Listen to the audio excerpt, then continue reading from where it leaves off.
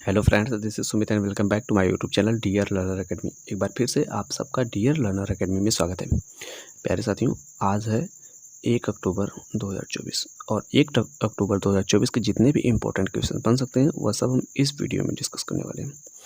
इस वीडियो की PDF file आप हमारे टेलीग्राम से या वीडियो के डिस्क्रिप्शन बॉक्स में जाकर डाउनलोड कर सकते हैं।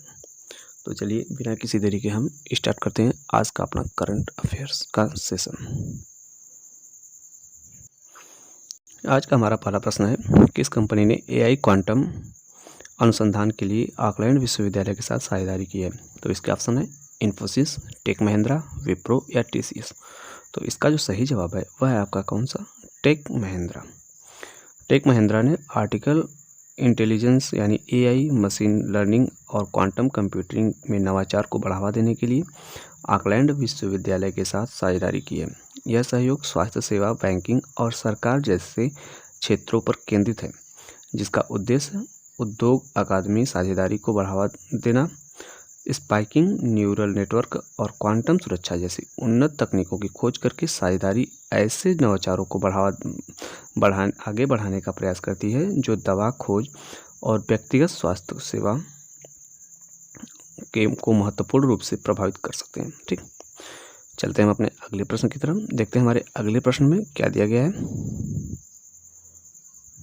अगला प्रश्न है हमारा, एशियाई शेरों के संरक्षण और सतत विकास को बढ़ावा देने के लिए भारत के किस राष्ट्रीय उद्यान को पारिस्थितिकी संवेदनशील क्षेत्र घोषित किया गया है?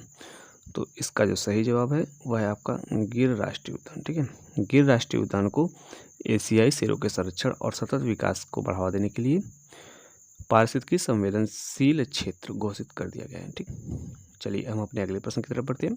देखते हैं कि हमारे अगले प्रश्न में क्या दिया गया है। अगला प्रश्न है हमारा, किस देश ने 8 उपग्रहों को ले जाने वाले स्मार्ट ड्रैगन 3 रॉकेट का सफलतापूर्वक प्रक्षेपण किया है?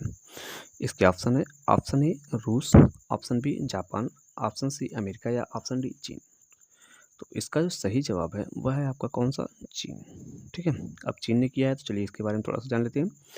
चीन ने शेडोंग प्रांत के हैयांग के निकट एक अपतटीय मंच से स्मार्ट ड्रैगन 3 रॉकेट का सफलतापूर्वक प्रक्षेपित किया गया। ठीक है, इस मिशन ने तियानई 41, ठीक है, तियानई 41 सहित 8 उपग्रहों को उनकी निर्धारित कक्षाओं में स्थापित किया, जो अंतरिक्ष प्रौद्योगिकी में चीन की बढ़ती क्षमताओं को दर्शाता है। ठीक, इस प्रक्षेपण का प्रबंधन ताइवान सैटेलाइट लॉन्च सेंटर द्वारा किया गया।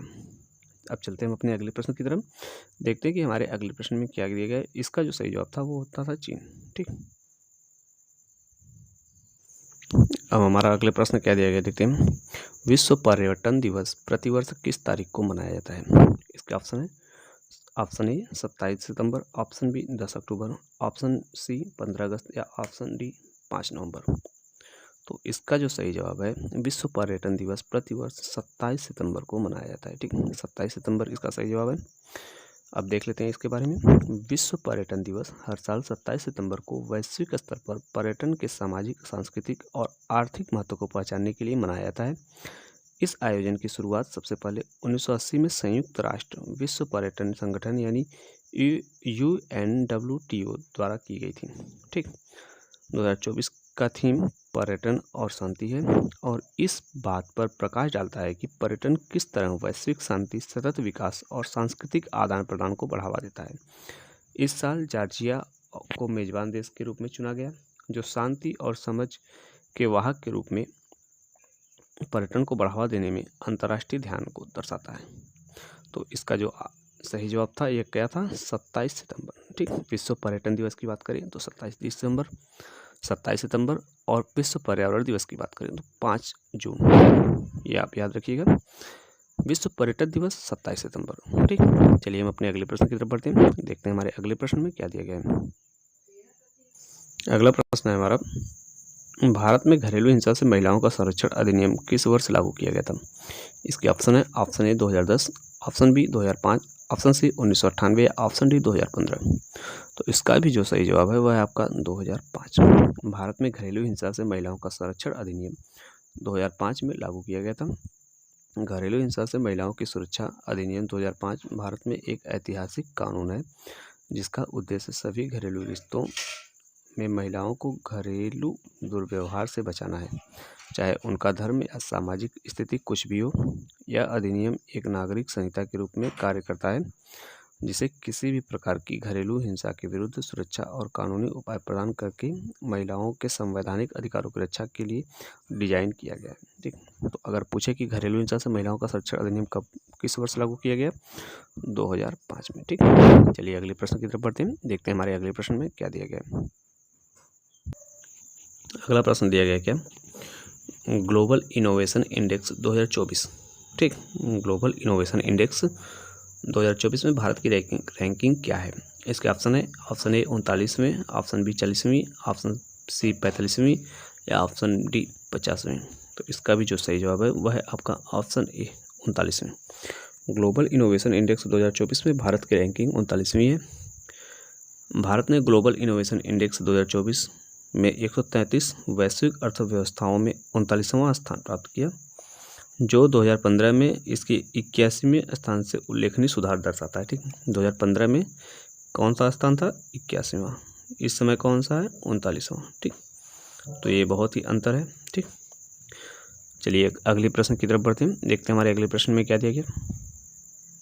अगला प्रश्न है हमारा, ग्लोबल एयरो स्पेस शिखर सम्मेलन का 7वां संस्करण कहाँ आयोजित किया गया है। ग्लोबल एयरोस्पेस शिखर सम्मेलन का 7वां संस्करण कहाँ पर आयोजित किया गया है, हमको ये बताना है। इसके ऑप्शन है, option A Paris, option B Abu Dhabi, option C Washington DC या ऑप्शन डी न्यूयॉर्क।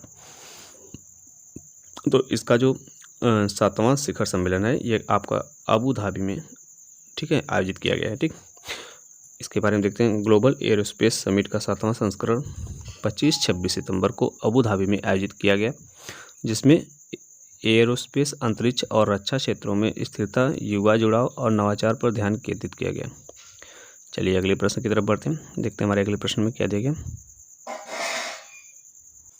अगला प्रश्न है हमारा, कौन सा देश 2024 में विश्व दूरसंचार मानकीकरण सभा की मेजबानी करने वाला है। इसके ऑप्शन है, ऑप्शन ए चीन, option B America, option C Bharat या ऑप्शन डी जापान। तो अगर हम इसकी बात करें तो ये आपका कौन सा करने वाला है, इसके बारे में देख लेते हैं। तो ये है आपका कौन सा, भारत। भारत 2024 में विश्व दूरसंचार मानकीकरण सभा की मेजबानी करने की तैयारी कर रहा है, जिसके लिए दूरसंचार विभाग दिल्ली, हैदराबाद और बेंगलुरु जैसे प्रमुख शहरों में आउटरीच सत्र शुरू कर रहा है। इन सत्रों का उद्देश्य छात्रों को उद्योग के विशेषज्ञों से सीखने और 5G और भविष्य के 6G जैसी उन्नत तकनीकों में दूरसंचार मानकों के महत्व को समझाने के लिए एक मंच प्रदान करना है। ठीक है, तो अगर बात करें कि भारत 2024 में विश्व दूरसंचार मानकीकरण सभा की मेजबानी करेगा। ठीक, 2024 में भारत जो है विश्व दूरसंचार मानकीकरण सभा की मेजबानी करने वाला है। चलिए अब हम अपने अगले प्रश्न की तरफ चलते हैं, देखते हैं हमारे अगले प्रश्न में क्या दिया गया। अगला प्रश्न हमारा क्या कह रहा है कि विश्व प्रतिभा रैंकिंग 2024 में भारत का स्थान क्या है। ऑप्शन है, option A 52, option B 45, option C 58 या ऑप्शन डी 67। तो इसका जो सही जवाब है यह है आपका ऑप्शन सी 58वां। विश्व प्रतिभा रैंकिंग 2024 में भारत का 58वां स्थान है। तो चलिए थोड़ा सा इसके बारे में देख लेते हैं। IMD वर्ल्ड टैलेंट रैंकिंग 2024 में भारत का वैश्विक स्तर पर 58वां स्थान मिला। 2024 में सूची में स्विट्जरलैंड सबसे ऊपर रहा। ठीक, अगर सबसे ऊपर की बात करें तो स्विट्जरलैंड था, उसके बाद सिंगापुर है जो उनकी मजबूत प्रतिभा प्रबंधन प्रणालियों को दर्शाता है। भारत की रैंकिंग में गिरावट अन्य देशों की तुलना में अपनी वैश्विक प्रतिस्पर्धाओं और प्रतिभा विकास को बेहतर बनाने में आने वाली चुनौतियों को उजागर करती है। ठीक, यानी भारत की रैंकिंग में गिरावट आई है और अन्य देशों की तुलना में, जैसे सबसे नंबर ऊपर पर था आपका सिंगापुर, उसके बाद सबसे ऊपर आपका था स्विट्जरलैंड। ठीक है, उसके बाद क्या था, सिंगापुर। ये दोनों मजबूत स्थिति में थे, लेकिन भारत का स्थान 58वां था, पहले की अपेक्षा इसमें गिरावट आई है। ठीक है, चलिए देखते हैं हम अपने अगले प्रश्न में। अगला प्रश्न हमारा क्या कह रहा है। अगला प्रश्न हमारा क्या कहता है कि पूर्ण अधिवेशन कहाँ आयोजित किया गया, जिसमें भारत को 15 सदस्यीय ग्लोबल संचालन समिति के लिए चुना गया। तो इसका जो सही जवाब है वह है आपका क्या, बीजिंग में। ठीक है, पूर्ण अधिवेशन बीजिंग में आयोजित किया गया, जिसमें भारत को 15 सदस्यीय ग्लोबल संचालन समिति के लिए चुना गया। ठीक, चलिए हम अपने अगले प्रश्न की तरफ बढ़ते हैं। देखते हैं हमारे अगले प्रश्न में क्या दिया गया। कंबोडिया साम्राज्य में अगले भारतीय राजदूत के रूप में किसे नियुक्त किया गया है? तो ये है इसका ऑप्शन बी, वनलाल्वाना। ये है बी, वलनाल्वाना, जिन्हें कंबोडिया साम्राज्य में अगले भारतीय राजदूत के रूप में नियुक्त किया गया है। ठीक, ये है इनकी फाइल फोटो। चलिए हम अपने अगले प्रश्न की तरफ बढ़ते हैं। देखते हैं हमारे अगले प्रश्न में क्या दिया गया। अगला प्रश्न कहता है कि विश्व पर्यावरण स्वास्थ्य दिवस प्रतिवर्ष किस तारीख को मनाया जाता है? इसके ऑप्शन है, ऑप्शन ए 10 अक्टूबर, ऑप्शन बी 5 नवंबर, ऑप्शन सी 15 अगस्त या ऑप्शन डी 26 सितंबर। तो इसका जो सही जवाब है यह है आपका 26 सितंबर को। विश्व पर्यावरण स्वास्थ्य दिवस प्रतिवर्ष 26 सितंबर को मनाया जाता है। जब यहाँ पर डेज की बात आई है तो चलिए हम देख लेते हैं सितंबर में हमें पढ़ने वाले कुछ इंपॉर्टेंट डेज के बारे में। 1 सितंबर राष्ट्रीय पोषण सप्ताह की शुरुआत होती है। ठीक, 1 सितंबर को। 1 मिनट। 2 सितंबर को विश्व नारियल दिवस, 5 सितंबर को राष्ट्रीय शिक्षक दिवस, 6 सितंबर को हरतालिका तीव्र। ठीक है, 5 सितंबर राष्ट्रीय शिक्षक दिवस, 7 सितंबर गणेश चतुर्थी, 8 सितंबर अंतर्राष्ट्रीय साक्षरता दिवस, 9 सितंबर को हिमालय दिवस, 10 सितंबर को वर्ल्ड सुसाइड प्रिवेंशन दिवस, 14 सितंबर हिंदी दिवस, 15 सितंबर राष्ट्रीय अभियंता दिवस। ठीक, चलिए आगे देखते हैं। आगे दिया गया है 16 सितंबर को वर्ल्ड ओजोन दिवस, 17 सितंबर अनंत चतुर्दशी या विश्वकर्मा पूजा दिवस, 21 सितंबर को अंतर्राष्ट्रीय लाल पांडा दिवस। ठीक, 22 सितंबर को विश्व नदी दिवस या विश्व गैंडा दिवस, 23 सितंबर को इंटरनेशनल साइन लैंग्वेज डे, 24 सितंबर वर्ल्ड रिवर डे, 25 सितंबर वर्ल्ड फार्मासिस्ट डे या अंत्योदय दिवस। ठीक, 27 सितंबर को क्या है, विश्व पर्यटन दिवस, 28 सितंबर वर्ल्ड रेबीज डे और 29 सितंबर को विश्व हृदय दिवस। इसके साथ साथ हमने क्या देखा था, 26 सितंबर को आपका क्या था, विश्व पर्यावरण स्वास्थ्य दिवस। ठीक, जितने भी इम्पोर्टेंट क्वेश्चन थे वह सब हम इस वीडियो में डिस्कस कर चुके हैं। इस वीडियो की PDF फाइल आप हमारे टेलीग्राम से या वीडियो के डिस्क्रिप्शन बॉक्स में जाकर डाउनलोड कर सकते हैं। तो चलिए फिर मिलते हैं अगले वीडियो में, तब तक के लिए धन्यवाद।